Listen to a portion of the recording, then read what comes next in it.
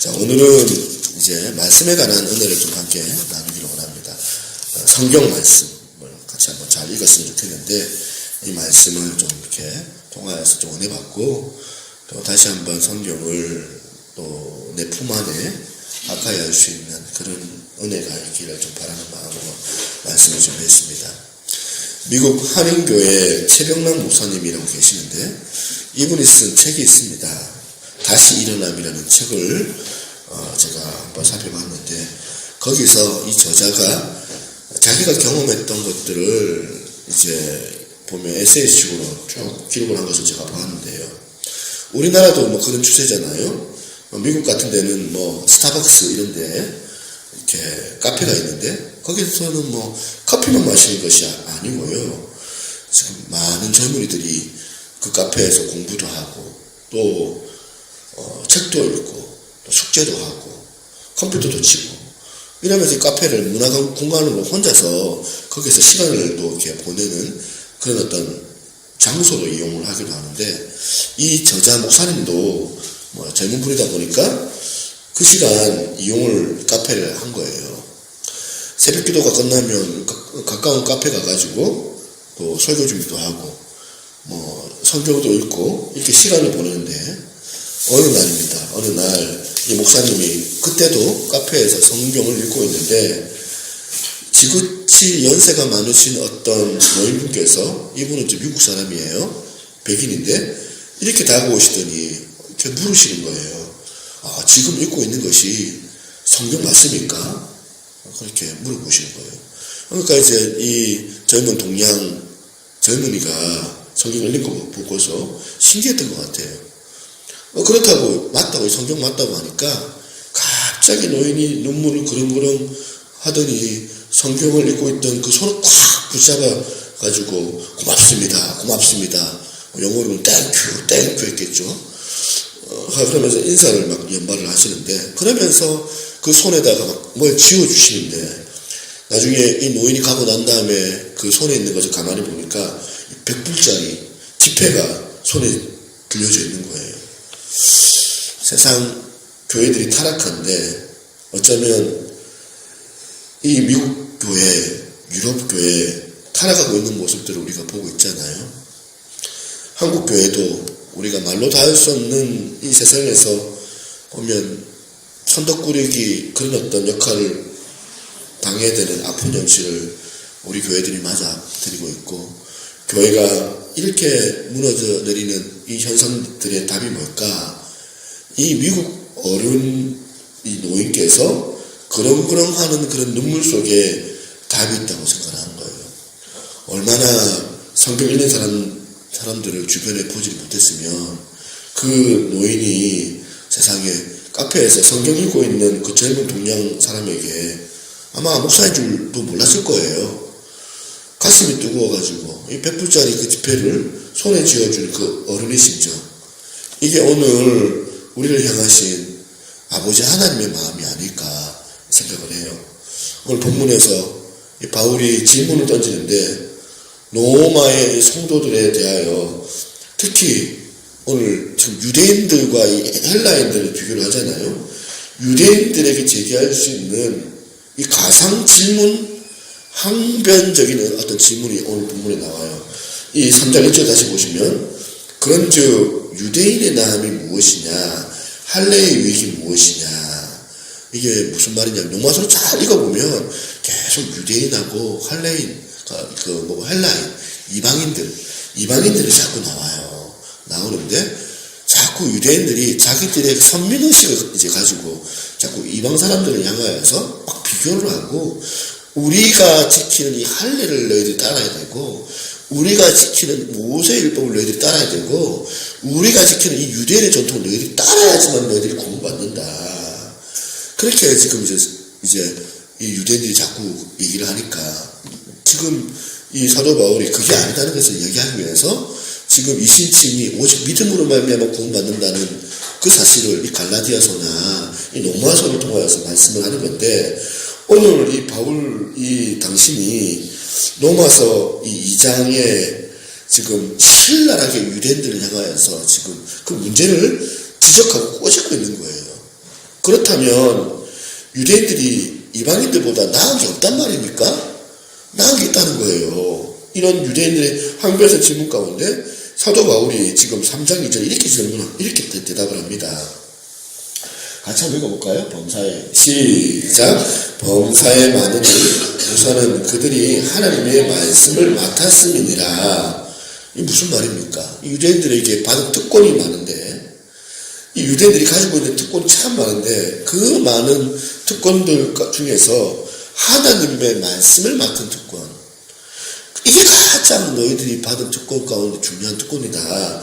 그렇게 지금 대답을 하는 거예요. 지금 로마서 9장 4절 5절 한번 띄워주실래요? 그들의 특권을 이렇게 쭉 요약을 하거든요. 그들은 이스라엘 사람이라 그들에게서는 양자됨과 영광과 언약들과 율법을 세우신 것과 예배와 약속이 있고 조상들도 그들의 것이요 육신으로 하면 그리스도가 그들에게서 나셨으니, 유대인들이 지금 가지고 있는 많은 특권을 가지고 있다고 지금 바울이 지금 오늘 지금 로마서 이렇게 쭉 열거하고 있는 것 아닙니까? 근데 오늘 본문의 3장 2절에 바울이 뭐라 합니까? 그 많은 이 유대인들의 특권들 가운데 너희들이 가장 중요한 특권이 이거다. 하나님의 말씀을 너희들이 맡았다. 이게 가장 중요한 특권이라는 겁니다. 저는 이 말씀 속에 이 바울의 그 마음의 행간을 읽어요.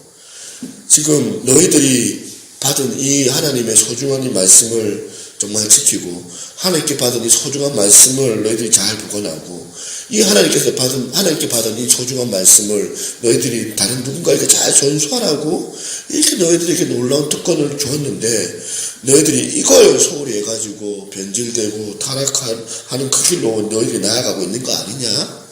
바울의 마음이 지금 여기에 지금 담겨져 있는 거죠. 저는 이제 이 로마서 3장 2절을 묵상을 하다가 문득 이제 출애굽기 20장 19절 이 말씀이 떠올랐어요.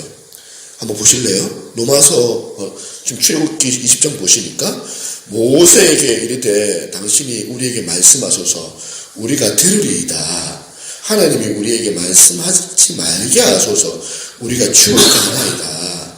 여러분 이 내용 이게 무슨 의미인지 여러분 잘 아시겠죠?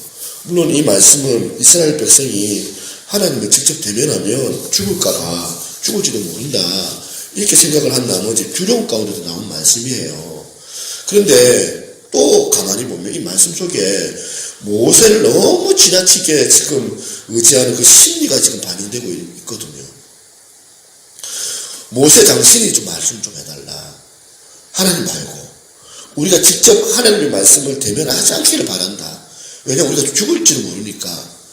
이게 한국교회가 가지고 있는 성도들의 가장 치명적인 약점이요 오류가 된다는 사실을 여러분은 인정을 하세요. 제가요 출애굽기 2장을 읽었는데요 갑자기 아니 왜 모세가 그렇게 끝까지 자기 일을 감당하지도 못하고 중도하지 않았을까? 가나안 땅 들어가는 줄 알았는데 성경을 여러분들이 내용을 아시는 분들은 다 아시지만 이스라엘 백성들이요 그렇게 430년 동안 고생하다가 이 모세가 소명받아가지고 광야에서 뭐 양치기 하다가 이제 이스라엘 백성들을 80세에 이끌고 나와가지고 이제 가나안 땅에 들어가는 줄 알았어요. 애국만 탈출하고 홍해를 건너기 시작해서 이제 그 마지막 목적지가 가나안 땅인데 출발부터 이 강력한 지도자 이 모세가 인도했는데 왜 하나님은 끝까지 가게 하시지? 왜 하나님께서 이것을 감당하지 못하고 결국에는 이 모세는 모압 땅에서 생명을 잃도록 그런 가나안으로 들어가지 못하게 되었을까? 뭐 학자들은 신학적으로 여러 가지 답변을 하지만 아까 출애굽기 20장 19절에 모세에게 이르되 당신이 우리에게 말씀하소서 우리가 들으리이다. 하나님이 우리에게 말씀하지 말게 하소서 우리가 죽을까 하나이다. 지나치게 모세를 의지하는 이 백성들의 태도에서 방금 드린 이 질문에 답이 있어요. 하나님께서 이스라엘 백성들이 하나님 당신보다 인간 모세를 더 의지하고 하나님의 말씀을 귀하게 여기지 않고 모세를 통하여서 들려지는 그 말씀을 듣기를 원하고 지나치게 인간 지도자를 의지하는 이것을 기뻐하지 아니하시더라. 그래서 도중에 모세를 못 들어가게 중도하차 시키시고 전혀 경험도 없는 이 젊은 여호수아를 그 일을 맡게 하시는데, 이 여호수아가 그 일을 맡게 하신다 할지라도 여호와 하나님께서 계심으로 이 여정의 길이 전혀 차지를 받는 것이 아니더라. 하나님의 일을 전혀 차지받지 않았다는 거예요. 모세가 없어도.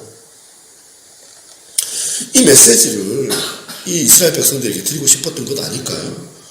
이 모세의 이 죽음 과정을 묘사한 것을 곰곰하게 살펴보니까 신명기 34장 6절도 이와 같아요.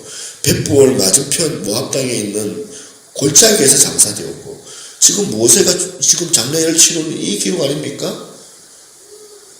오늘까지 그의 묻힌 곳을 아는 자가 없느니라. 여러분, 왜 이런 기록을 남겼을까요? 성경이. 신명기 34장 7절도 한번 보세요. 모세가 죽을 때 나이 120세였으나 그의 눈이 흐리지 아니하였고 기력이 쇠하지 아니하였더라. 여러분, 이게 왜 기록되었을까요? 모세가 이미 늙었고 더 이상 힘이 없어서 눈도 안 보이고 기력도 쇠해가지고 어쩔 수 없이 그냥 그만두시오, 은퇴하시오 하고 교체한 것이 아니고, 여전히 모세는 어때요? 여전히 눈도 흐리지도 않고 기력도 쇠하지 않는 그런 상태라고 왜 이렇게 강조했을까요? 심지어는 신명기 34장 4절을 한번 보세요. 여호와께서 그에게 이르시되 이는 내가 아브라함과 이삭과 야곱에게 맹세하여 그의 후손에게 주리라 한 땅이라. 내가 내 눈으로 보게 하였거니와 너는 그리로 건너가지 못하리라 하시네. 철저한 하나님의 그 계획하심과 그리고 뜻하심이 있기 때문에 이런 일이 일어나게 되더라. 저는 이 말씀을 읽으면서 좀 웃기지만 여러분에게 부탁하고 싶은 게 하나 있는데요. 저도 오래 살아가고 싶거든요. 오래 살고 싶거든요. 이해를 못하는 분들은 무슨 뜬금없는 소리 하냐. 그 정도 아니거든요. 기분도 계시겠지만. 모압 땅에 저도 가나안 땅에 못 들어가고 모압 땅에서 죽고 싶은 마음이 없어요. 하나님께서 극단적인 조치는 안 취하시는지 모르지만 저도 우리 교회에서 오래오래 목회하고 싶은데요. 중간에 중도 하차하지 않고 어떻게 하면 오래 목회를 할 수 있을까? 저는 이 교회에서 오래 있고 싶은 그런 마음이 있는데 정답은 간단해요. 여러분들이 어떻게 하느냐에 따라 달려있거든요. 뭐냐면 그러지도 않는 분들 많겠지만 인간 지도자의 설교에만 귀를 기울이고 하나님의 말씀을 직접 듣는 것보다 자꾸 인간의 말에게만 귀를 기울이고 주목을 하면 하나님께서 너 안 되겠다, 너 여기서 그만둬야 되겠다 그래가지고 저 아프리카로 선교를 나가라, 저 동남아시아 쪽으로 선교를 나가라, 그러지 않겠어요? 그러기 위해서 여러분, 한국교회 치명적인 문제가 뭐냐? 하나님의 말씀을 자기 손에 들고 있지를 않아요. 말씀에 관심이 없어요. 계속 인간의 설교만 들으려고 하고. 여러분, 인터넷에 설교가 얼마나 많습니까? 홍수처럼 쏟아지고 있잖아요. 설교가 매주마다. 그런데 그게 진짜 위험한 거거든요. 여러분, 속으로 자기 설교만 들으라고 하는 거 아니야? 그게 아니고 설교는 듣는데 말씀을 잃지 않기 때문에 그런 거예요. 말씀만 듣지 말고 여러분들이 이 성경을 손에 얹고 손에 들고 읽으라는 거예요. 읽으라는 거. 여러분, 우리가 종교개혁을 왜 했습니까? 그 당시 중세 이 로마 가톨릭 교회가 타락을 해가지고 성도들이 교회 가면 성경을 알 수가 없어요. 성경은 들려주지 않고 자꾸 번역도 안 해주고 자꾸 신부를 통하여서만 하나님을 대면할 수 있도록 만드니까, 그러면서 이 교황을 성경의 그 건의 반열로까지 세워놓으니까 그거에 한 거 해가지고 마틴 루터 같은 사람이 목숨을 걸고 그렇게 개혁을 한 거 아닙니까? 그래서 덕분에 우리 손에 이렇게 한글판 성경이 들려진 것 아니냐고요. 그래서 뼈아픈 질문을 한번 던져볼까요? 종교개혁을 했는데 여러분, 천주교 신자보다 개신교 신자가 더 성경을 더 많이 읽을까요? 제가 통계를 안 해봐서 쉽게 답을 할 수는 없는데요. 여러분 진짜 성경 안 읽잖아요. 여러분. 예전에 청소년 사역할 때 막 찬양할 때 뒤집어져요. 막 고래고래 소리를 지르고 목 다시도록 찬양하고 다 뒤집어지는데 이제 눈물을 흘리고 너무너무 막 보면 자기의 마음의 의지를 그렇게 막 결단하는 대단한 찬양을 하는데요. 나중에 설교 끝나고 통성기도 시키면 나중에 또 이 아이들이 어린애들이 막 떼굴떼굴 막 집회 때 보니까 뒹굴고 막 가슴을 치고 그렇게 얘기를 하는데요. 그러면서 예수님 사랑합니다. 예수님 사랑합니다. 소리를 지르고 그렇게 자기 안에 있는 그 격한 감정을 어떻게 할 줄을 몰라가지고 하는데 그렇게 막 있는데 이제 집회가 다 끝나고 너무너무 은혜롭게 그렇게 찬양하는 애한테 궁금해서 한번 물어봐요. 너 지금 예수님 사랑한다고 그렇게 하는데 예수님이 누군지 아냐? 그냥 물어보면 모른대요. 저 예수님 잘 몰라요. 성경을 안 읽으니까 예수님 어떻게 알아요? 성경을 안 읽는데. 그러니까 막 장례식장 가가지고 막 울고 괴로워가지고 막 떼굴떼굴 뒹굴고 막 곡도 하고 막 그렇게 하다가 막 새벽에 동이 막 오고 나니까 그 다음에 지금 누가 돌아가셨지? 딱 이거거든요. 실컷 그렇게 해놓고는 성경을 안 읽어도 너무 안 읽어서 그래요. 누터가요 막 하늘에서 막 가슴을 칠 거예요. 답답해서. 내가 이러자고 내가 목숨을 걸고 내가 종교개혁을 했냐고. 이제는 인간 목사에게 주목하지 말고 성경을 손에 이렇게 드셔야 돼요. 큐티하셔야 돼요. 하나님 말씀 묵상하셔야 돼요. 오늘 이 시대가 말씀을 소홀히 해가지고 너무너무 많은 그런 부작용을 지금 당하고 있는데 여러 가지 많은 이 부작용 가운데 치명적인 부작용 두 가지만을 오늘 제가 말씀을 드리려고 합니다. 말씀을 소홀히 하다가 그렇게 유대인들이 지금 변질하는 것을 우리들도 그대로 좀 답습을 하고 있거든요. 우리가 말씀을 소홀히 하다가 생긴 부작용 두 가지. 첫째, 뭐냐면 기준 없는 혼미한 세상이 되어져 버렸다는 거예요. 말씀이 없다 보니까. 여러분들 지난주에 일주일 내도록 미세먼지 때문에 고생했잖아요. 그런데 가관이에요. 중국. 근거가 있느냐. 증거를 대라는 거예요. 그러면서 우리 정부는 말도 못하고 오래된 보면 그 승합차나 저 동쪽에 있는 포항제철에서 오히려 보면 미세먼지가 발생한다고. 가만히 보면 포항제철에 있는 그 대초소는 동쪽에 있으니까 미세먼지 요소가 있지만은 바람의 영향, 편서풍의 영향 때문에 지금 안쪽으로 들어오는 게 아니고 바깥 쪽으로 날아가는 거잖아요. 날씨가요, 봄이면 동쪽에서 서쪽으로 부는데 중국에 보니까 이 소각장들이 막 중국 동쪽 연안이죠. 우리나라 쪽으로 가까운 서해 안쪽으로 그쪽으로 250개 정도 막 소각장을 지금 지어놔가지고 엄청난 소각장을 가지고 쓰레기들을 태우는데 금속도 태우고 난리가 났답니다. 그래가지고 막 예보나 아니면 환경 이런 먼지 이런 수치 이런 것들 해보면 딱 어김없이 거기서 우리나라 지금 흘러가고 있는 걸 그리 많이 보이는데도 증거가 없지 않냐. 증거를 대라.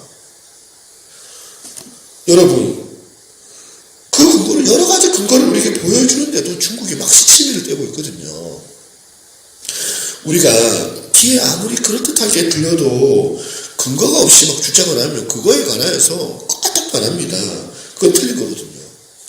주님께서 우리 인생의 매뉴얼로 성경을 우리 가운데 주셨어요. 믿습니까? 이 성경을 기준으로 가정이 유지가 되는 거고, 이 성경을 기준으로 교회가 운영이 되는 거고, 성경 가지고 자기 인생의 지침이 되도록 우리 교회, 우리 안에 이런 성경을 기준으로 주셨는데 이 기준이 무너져 버렸다는 사실이지 아닙니까? 누가 이걸 무너뜨렸어요?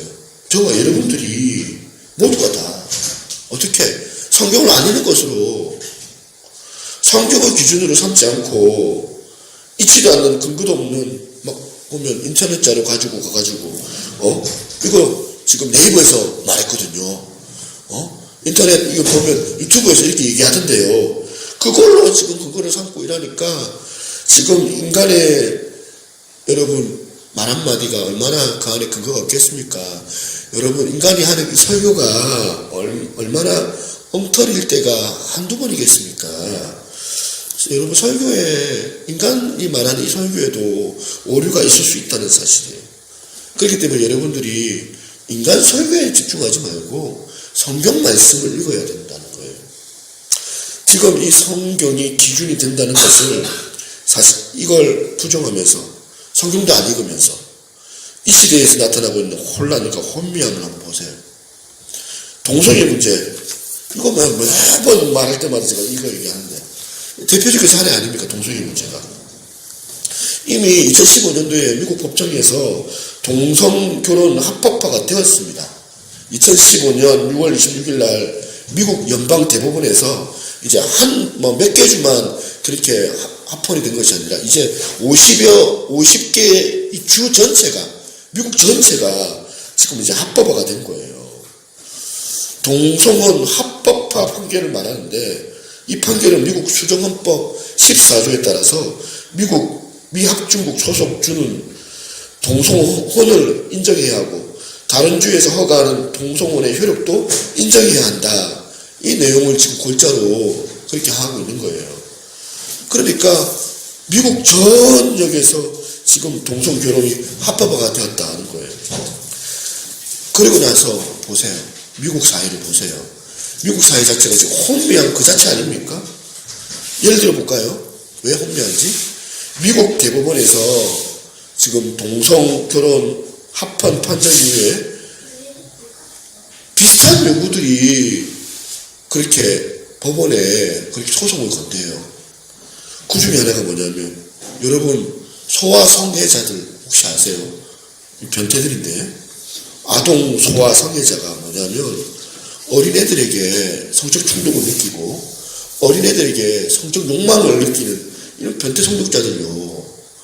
근데 이 사람들이요 뭘 요구하냐면 아니 동성애자들도 뭐 성소수자들로 자기들의 성적 취향이다 이렇게 인정을 해줬는데 아동 소아 성애자들도 자기들도 우리가 소수자들이지만 이것도 성적 취향 아니냐 이 법도 만들어 달라고 우리들도 보호해 달라고 그렇게 미국 그렇게 법원에 소송을 걸었대요.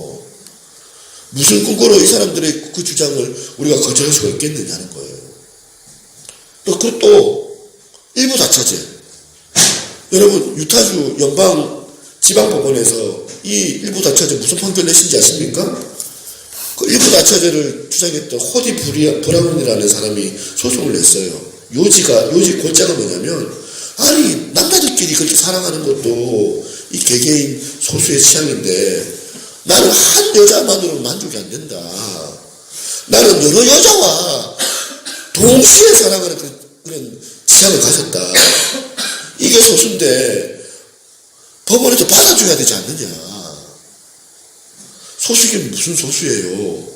이거는 모든 남성들의 똑같은 공통점인데 그런데 이런 일부 자체제를 성적 취향으로 받아들이려고 하니까 놀라운 게 뭔지 아세요? 놀라운 게 뭐냐면 미국 유타주 이 법정 판결을 한번 들어보세요. 일부 다처제를 금지하는 유타주 법률은 종교, 언론, 출판, 집회의 자유를 보장하는 미국의 수정헌법 1조와 어긋난다. 이게 무슨 말이냐면 인정하겠다는 거거든요. 일부 다처제를 금지하는 법을 이제 무효시킨 거예요. 허용한 거예요. 이게 지금요 미국에서 일어난 법이에요. 제가 지금 근거 없이 얘기하는 건가요? 지금 자료를 찾아가지고 근거를 가지고 지금 이야기를 하는 거예요. 제가 그냥 정신 나간 남자 몇 사람이 술자리에서 헛소리하고 있는 그런 게 아니고요. 미국 지방법원에서 정식으로 지금 통과된 지금 관례를 지금 이야기하고 있어요. 남의 나라만의 이야기가 아니에요, 여러분. 우리나라 보세요. 차별금지법 그거 옳다고 생각하는 분들 많은데 기독교인들 가운데도 이게 우리나라 헌법 조항에 지금 이 정부가 얼마나 이걸 지금 수정하려고 지금 애를 씁니까? 지금 이 헌법 개정해야 된다고 애를 씁니까?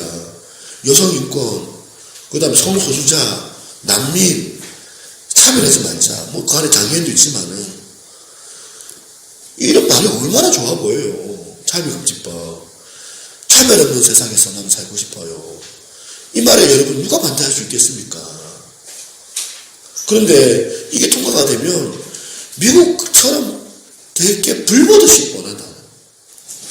동성애가 합법화가 되면 그 다음 뭐가 나와요? 소아성애자, 그 다음 일부 다처주의자, 그 다음 수관성애자, 하나씩 인권 타령하면서 그러면서 점점 사회가 무너지게 되더라. 우리나라도 태국처럼 남녀 3명이서 막 결혼하는 그런 일도 아마 생길 것 같아요. 남녀 3명이서. 그러니까 당신을 사랑하는 게 아니고 당신들을 내가 사랑합니다. 남자들끼리. 그래서 기독교에서 차별금지법을 반대하는 이유가 이거거든요. 어떻게 하면 좋습니까? 기준이 없어졌잖아요. 기준이. 성경이 가정을 향한 분명하고 명확한 기준을 주셨는데 이 기준이 허물어지니까 줄줄이 사회현상 보세요. 혼미한 일들이 지금 발생하고 있더라는 거예요. 지금 지구가 어떻게 돌아가고 있는지를 내가 모르겠습니다. 미국에서 동성결혼 합법 대법원에서 합헌이 판결나면서 저는요, 이제 미국은 끝났다, 정신적으로, 영적으로. 과연 교과서에, 미국 교과서에, 보면 남자, 여자 이게 구분이 안 되고, 그런 구분을 이제 안 해야 돼요. 미국에서 자녀를 키우는 부모님들이 혼미한 상태에 빠졌어요. 혼미한 상태. 어제 우리 전사님이 하던 얘기가 기억이 나는데, 뭐더라? 대통령께서 자기 아들, 사랑한다면서 남자 데리고 오면, 그 대통령께서 허락하시겠냐고. 그 얘기를 하시는데, 여러분 같으면, 내 자식이, 너무너무 사랑한다면서, 아들이, 다른 남자 데리고 와가지고, 이 남자랑 결혼하겠다면, 여러분 허락하시겠어요? 그럼 여러분, 우리나라 교육을 어떻게 하면 좋을까? 이 가정을 어떻게 설명을 해야 되고, 가정의 가치에 대해서 어떻게 말을 해야 됩니까? 왜 그럴까요? 기준을 잃어버려서 그래요, 기준을.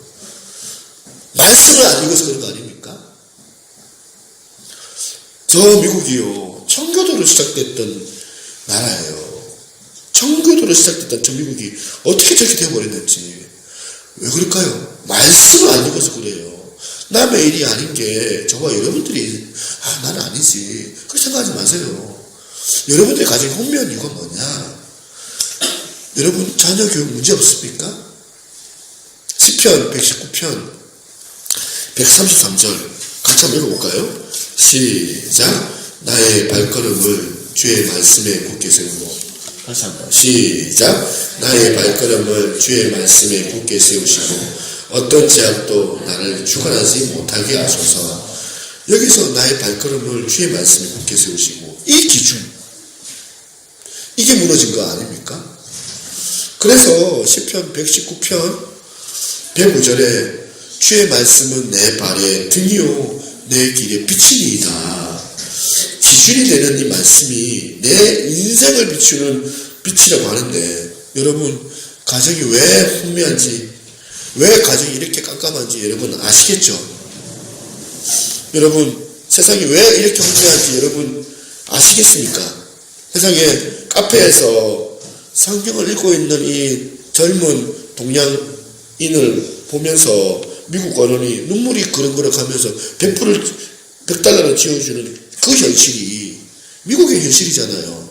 그 미국에서 영향을 받은 우리 대한민국이, 또 이 대한민국의 가정들이 이렇게 혼미한 상태에 빠지는 이유가 뭡니까? 보세요. 당신이 우리에게 말씀하셔서 우리는 하나님 말씀 안 듣겠나이다. 오늘 여러분 교회가 이렇게 혼미한 이유가 여기에 있는 게 아닐까요? 그런가 하면 두 번째, 우리가 이렇게 하나님의 말씀을 성경을 소홀히 하다 보니까 겪게 되는 부작용이 뭐냐면 말씀을 제공하는 삶 속의 능력을 경험하지 못하게 되더라. 이 세상을 보세요. 이 세상은 영적 전쟁을 치르고 있는 상황입니다. 여러분 목회가 왜 이렇게 힘든지 여러분 아세요? 그리스도인으로 살아가는 게 왜 이렇게 힘든지 여러분 아세요? 우리를 무너뜨리려고 하는 악한 사단의 계계, 그 공격이 우리 가운데 있기 때문에 그래요.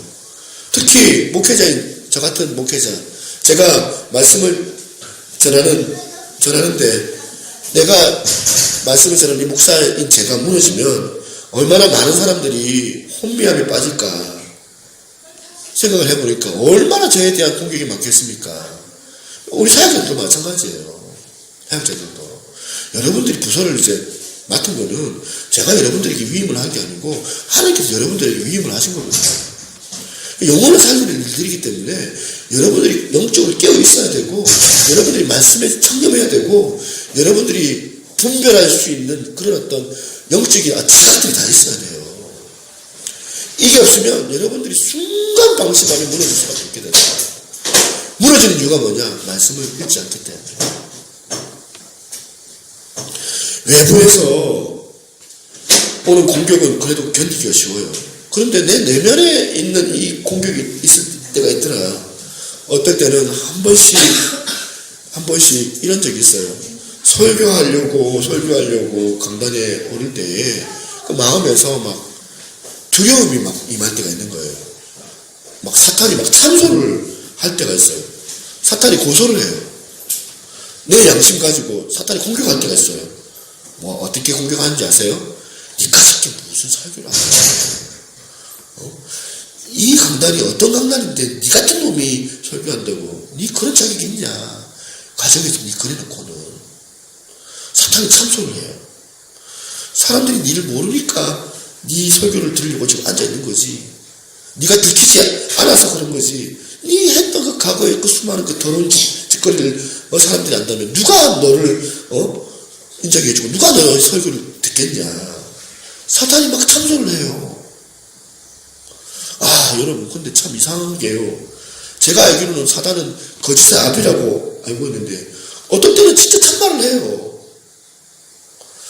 그 참소가 맞는 이야기거든요. 맞아요. 저는 크고 작은 죄를 지은 죄인이거든요. 제가 강단에 설 만큼 거룩한 존재도 아니다. 저는 인정을 해요. 안 비켰을 뿐입니다. 그러면 어떻게 해야 됩니까, 여러분? 설교를 해야 하는데, 설교를 올라가는데, 여러분은 말씀을 드리려고 기다리고 앉아있지만, 제가 갑자기 앞에서 벌떡 일어나가지고, 여러분, 제가 여러분에게 설교를 못하겠습니다. 그래서 설교 안 하려고요. 죄송합니다. 그럼 여러분들이 갑자기, 왜요? 우리 설교 드리러 지금 왔는데, 뭐 때문에 그러시는데요? 하면, 제가 사탄이 저보고 설교를 하지 말라고 그럽니다. 이런 식으로 말하면, 여러분들이, 그거에 관해서 수긍하시겠냐는 거예요. 말이 안 되잖아요. 저는 사실 한 번도 설교하러 올라갈 때 그런 적이 한 번도 없습니다. 왠지 아십니까? 사단이 저를 공격할 때 그 공격에 홍수하는 하나님의 말씀이 내 안에 들려져 있기 때문에 사단이 그렇게 저를 가지고 막 죄책감을 가지고 공격을 할 때 저는 로마서 8장 1절부터 2절을 가지고 응수를 해요. 저는 입술로 사단에게 이렇게 대항해요. 1절에 보니까 그러므로 그리스도 예수 안에 있는 자에게는 결코 정죄함이 없나니. 여러분 제가 이 사단 마귀는 거짓말쟁이고 나는 천사라서 나는 태어날 때부터 한 번도 죄를 안 지어가지고 그래가지고 내가 지금 사단이 거짓말하기 때문에 나는 결코 정죄함이 없다라고 고백하는 게 아니에요. 죄가 정죄함이 없다는 이 선포의 근거는 바로 2절에 있거든요. 이걸 같이 한번 읽어볼까요? 시작. 이는 그리스도 예수 안에 있는 생명의 성령의 법이 죄와 사망의 법에서 너를 해방하였음이니라. 저는 지금 사탄이 말하는 그대로 부끄럽게 짝이 없는 그런 죄를 가지고 죄를 범하는 그런 인생이에요. 그런데 사단 마귀가 나를 참수할 수가 없다. 나 같은 인생에게 주님께서 긍휼한 은혜를 나에게 베풀어 주셔서 십자가 그 보혈의 능력으로 말미암아 나 같은 것을 구원해 주셔서 사랑해 주셨는데 어렵지도 않는데도 나를 의로운 자리로 인도해 주셨던 주님, 그 구원의 그 감격이 너무 나한테 커서 그 은혜에 힘입어서 내가 설교를 하거든요. 차를 몰고 가다가 어떨 때는 크게도 그렇게 안 해요. 로마서 8장 1절 2절을 가지고 가끔씩 두려움이 몰려오면 이렇게 웅수를 해요. 네가 알고 있는 모든 죄악들 우리 하나님도 다 알고 있지만은 로마서 8장 1절에서 2절의 이 말씀을 의지하여 나아가는 저를 하나님께서 불쌍히 여겨주셔서 나를 새로운 피조물로 만들어주셔서 이제는 사단 네가 나를 참수하지 못한다. 나를 위해 십자가를 지신 예수 그리스도 그 이름을 의지하여 명하노니 나를 혼미하게 만드는 악한 사단 마귀는 떠나갈지어다. 힘은 없어요. 막 고래고래 소리 지를 필요도 없어요. 말씀에 근거하고 나지막하게 그렇게 주님 앞에 이 말씀을 가지고 속삭이면 제 안에서 말할 수 없는 평안함과 용서함을 받는 그 기쁨이, 은혜의 감격이 생겨나요. 여러분, 남북이 지금 대치하고 있는 상태잖아요. 계속해서 북한은 핵미사일을 만들고, 그럼 우리도 이제 대응할 수 있는 비대칭 지금 전력을 지금 우리가 지금 가지고 있는데, 뭐 싸더라도 배치를 하든지 지금 해야 되잖아요. 북한이 만약에 남한을 향하여서 스커드 미사일을 쏘면, 그러면 국군이 이러면서 아무것도 뭐 조치도 못 취하고 그냥 소홀히 막 불바다가 되고 뭐 그런 거 없어요. 불철주야 우리나라 국군이 레이더망을 가지고 이제 스커드 미사일을 쏘면 그에 우수하는 패트리어트 미사일로 우수를 하는 거예요. 그 무서운 미사일이 막 서울이나 부산에 오지 않고 하늘로 올라갈 때 공중에서 바로 막 국군이 이제 패트리어트 미사일을 폭파시키는 거예요. 그러니까 우리 같은 국민들이 편안하게 잠을 잘 수 있는 거예요. 그런데 비극은 여기 있어요, 여러분. 영적으로 사탄이 우리 가운데 영적 스커드 미사일을 쏘잖아요. 그런데 거기에 우수할 무기가 없어요. 성경을 안 읽어서 성경을 몰라요. 아는 구절이 없어요. 그 상황에 대처할 만한 암송 구절이 나 안에 없어요. 그러니까 사탄이 여러분 4명 가운데 영적 스커드 미사일에서 딱 쏘면 여러분들이 할 수 있는 거는 딱 이거 아닙니까? 그래가지고 상처받았다고 마음이 초토화돼가지고 교회에서 막 보면 전화가 실망이 와도 교회도 안 가고 힘들어 죽겠다, 죽고 싶다, 이렇게 우울하게 있다가 한두 주 그렇게 혼미하게 보내다가 겨우 이제 아물 듯 말 듯 그래가지고 이제 한번 다시 힘을 내볼까, 일어나 볼까, 교회 한번 가볼까, 그러면 사탄이 또 가만히 있습니까? 일어나기 뭘 일어나? 그러면 또 사탄이 또 스커드 미사일 또 쏘면 여러분들은 하시니까 또 이거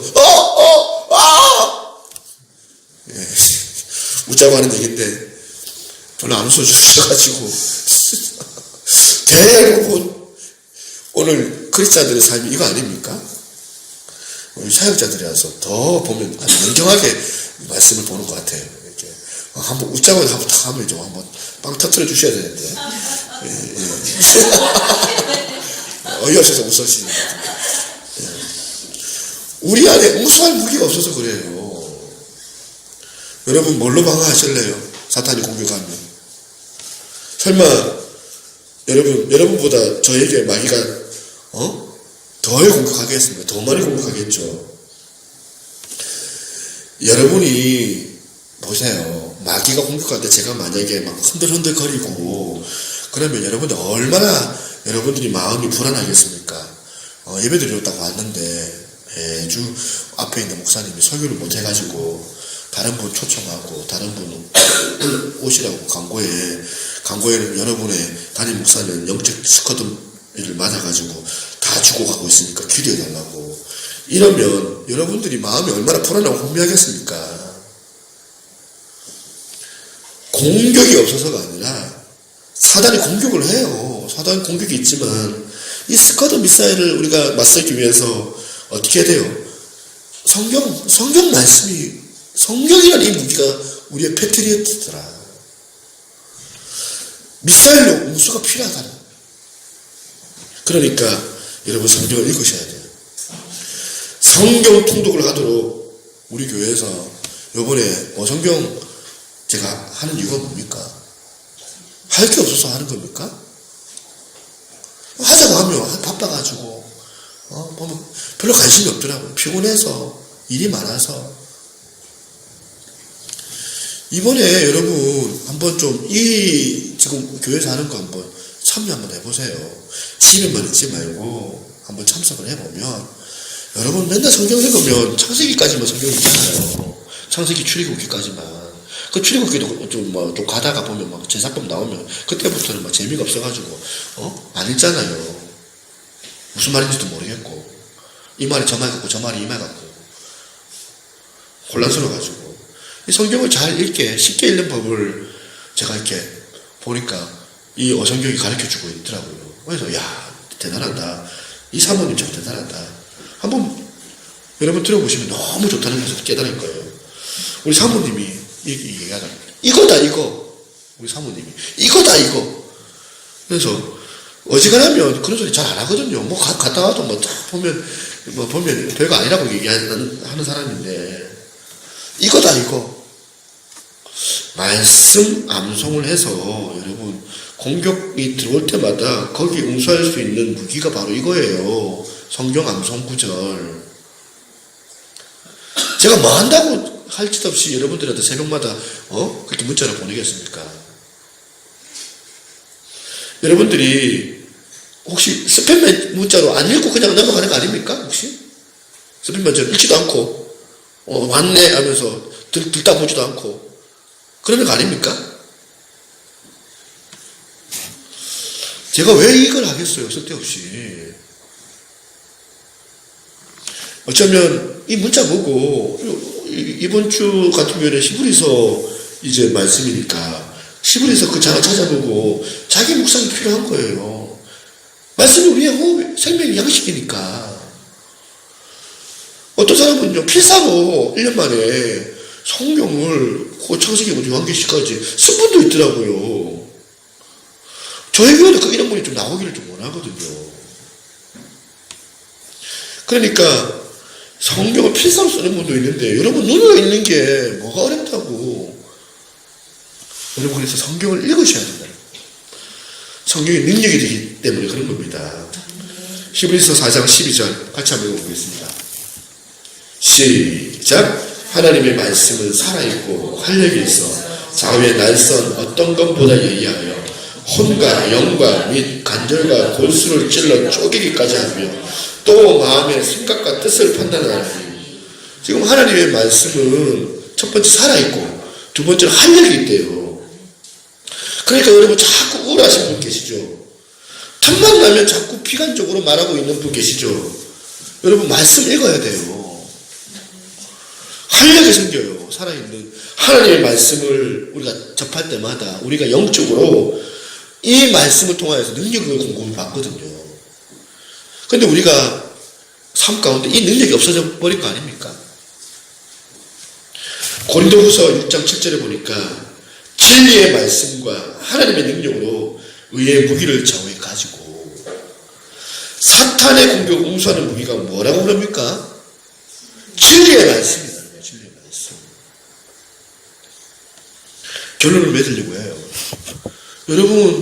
여러분들이 우리 교회 지금 이 예배까지 참석할 때 회복을 맛보셔야 돼요.